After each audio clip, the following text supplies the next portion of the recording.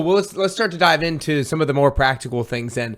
You just mentioned cold shower, so let's dive into the temperature conversation, because I know you guys with your cold tub, it gets down to 37 degrees. I guess, like, first off, is there something special about 37 degrees, or does the temperature have to be below a specific number where it really gets the benefits? And kind of like along the same lines, if you can tie it into the same conversation, or maybe it's just a different part of the question, is with cold showers. Sometimes, like, I know for me, if I take a cold shower on a super cold day outside in the winter, then it gets really, really cold. But sometimes here in the summer in Nashville, Tennessee, I turn it as cold as possible, and it's really not all that cold. So can you get to the required temperature to see the benefits with the shower as well? So try to wrap that into one. Yeah, so in terms of like the temperature that you need, so you can start off in the 50s, like 60 degree. Like I would actually recommend that if you've got a cold plunge or you're using an ice bath, start off higher, because then you'll do the thing more repeatedly. You don't scare yourself out of going in a 37 degree and like not want to do it again.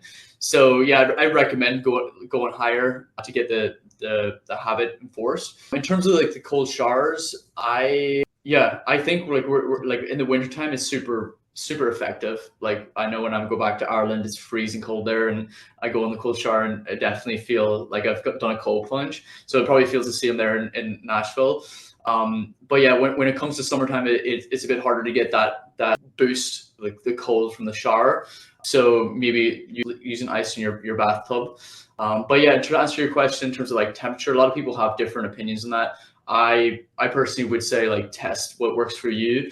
And for me, like when I tried to get the habit down, when I was starting at like 37 degrees, I was like, yeah, I'm the CEO of Inergize Health. I need to like do 37 degrees. And I would just like not do it consistently if I was trying to do 37 but straight off the bat. So I just started higher. So start like 60, 55 degrees, work your way down, and just so you've got the habit. And like now, like 37 doesn't feel like an issue anymore. So I think it's kind of like just going to the gym. Like you don't want to like absolutely kill yourself on the bench or like squatting. Like you want to like load up the plates progressively. And I think it's the same thing with cold immersion.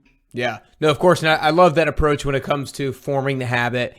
And it's also that approach will help you build up your resilience, because regardless, you're still making yourself do something that's a little bit uncomfortable. So you build up a little bit of resilience for that, and you increase your probably energy levels as well, no matter what, because it's colder than normal.